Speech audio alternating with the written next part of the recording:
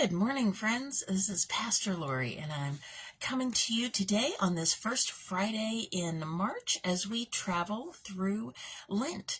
It is so good to be with you together today and on this Friday.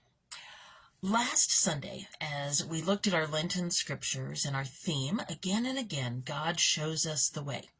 Scott and Jennifer looked at the passage of scriptures from John where Jesus goes into the temple and he turns over the tables, right? It was time for change. Things were not as they should be. Things had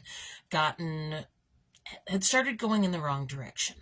And so I'm thinking about change today, especially as we are in this time of spring that for many of us, there's something, kind of a spring cleaning energy, right? Things are changing. We look outside around us and flowers are pushing up through the ground. They're pushing through the leaves that have been blanketing them all winter. We look at the trees and the buds and the little green leaves are bursting forth on the trees little by little. It's a time where the natural world around us is changing. We might wake up in the morning and think, oh no, I overslept because of the way the light is coming through our window, right? The days are getting longer. There's more light. Things are changing. Now, we know this weekend we're going to have daylight saving time begins, so that will be another big change as we adjust any of our clocks that don't adjust themselves. Most of our cell phones and those kind of devices will change on their own, but we may have some that Saturday night before we go to bed, we need to turn that clock an hour forward. Now, we may grumble a little, right? Because it is like we're losing an hour of sleep. And it will take our bodies a while to adjust to the fact that the clock says it's time to get up or go to bed, but our body is still living on the old rhythm. We definitely see that with our pets. If we have small children, they are not looking at the clocks, right? Their bodies are still saying, I'm hungry. It's time for my walk. Take me outside. Feed me. Change sometimes happens all at once and sometimes it's gradual, right? Sometimes we have to live into it a little bit. And so as I'm thinking about how God shows us the way, I'm thinking today about where is it in my life? Where is it in your life that you are feeling that it's time for a change, right? Now, that doesn't have to be something huge. It could be as simple as, like, if I look at this room around me, oh, it needs to be organized again, right? It has gotten just the accumulated pile of things throughout a busy winter.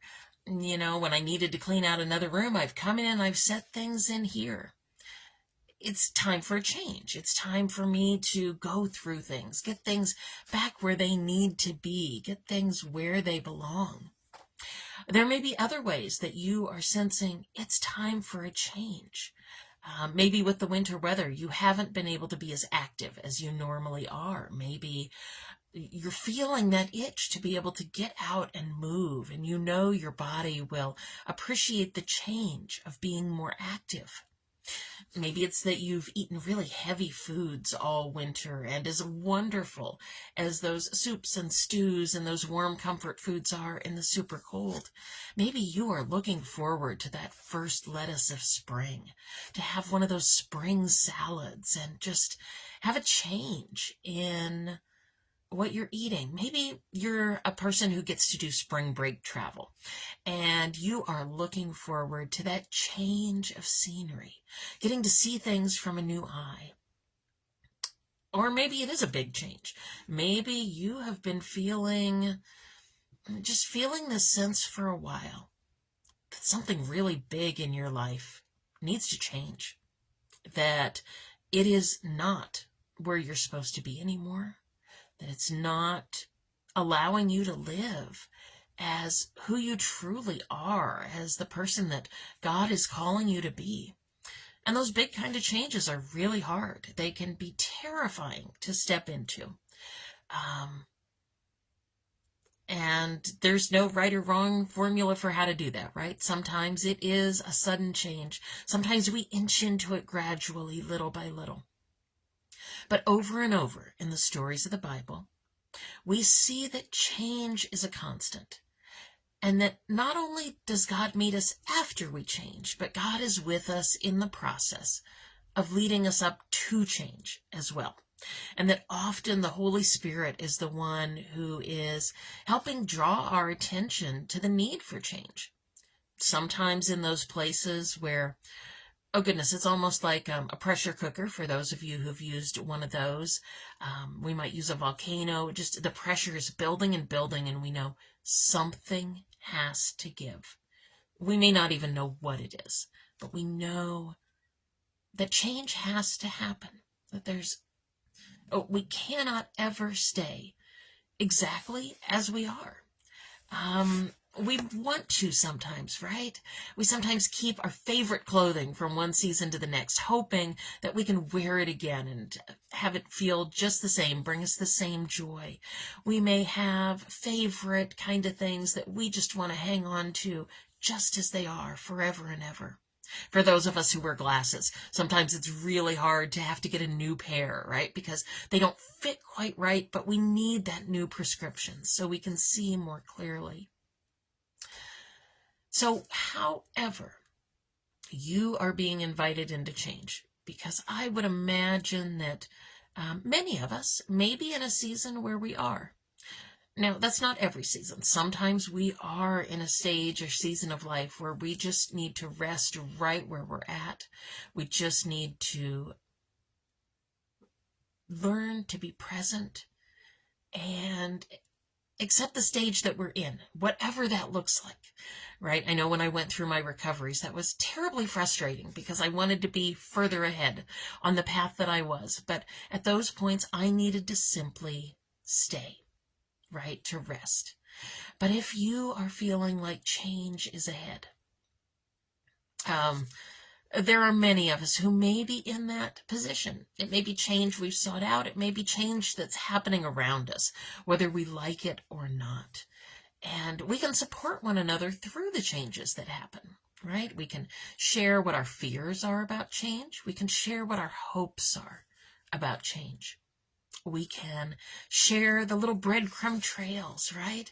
Where the Spirit of God is unfolding change for us and where we're learning to trust and to follow and to look back at our own histories and say, oh, I remember that other time where God was calling me to change, and I remember how that played out. So if you're in a stuck type of change, I'm actually going to share two pieces with you this morning from Kate Bowler and Jessica Ritchie's The Lives We Actually Have. There's one that is actually for when you need permission to change. And I think I've shared this with you actually probably not long ago because it seems familiar. And it goes, "Blessed are you, dear one, when the world around you has changed. Everything is different now. Your body, your age, your relationships, your job, your faith, the things that once brought you joy, the people you loved and trusted and relied on, the way you exist in the world. Things have changed, and it would be silly to imagine that you haven't been altered along with them. You are not who you once were. Bless that old self. They did such a great job with what they knew. They made you who you were, all the mistakes and heartbreak, naivete and courage. And blessed are you who you are now, you who aren't pretending things are the same, you who continue to grow and stretch and show up to your life as it really is, wholehearted, vulnerable, and maybe a tiny bit afraid. Blessed are you that changed." And then the other one is for when you feel stuck, because sometimes that piece of being able to change is getting to a point where you feel so stuck that something has to give. And this one goes, "God, sometimes I feel like I'm in the wrong place and I know it, but I can't get out. Blessed are the poor in spirit, ready to say, I have no idea how I got here or how to escape this stagnant place. But I do know that I'm ready for more light, more truth, more grace. So God, let there be moments today that move me to where love and beauty can reach me. Remind me of that deeper truth that animates each step. Lead me to where I can grow and send down roots into truth I can trust, to where love lives and beauty is awake.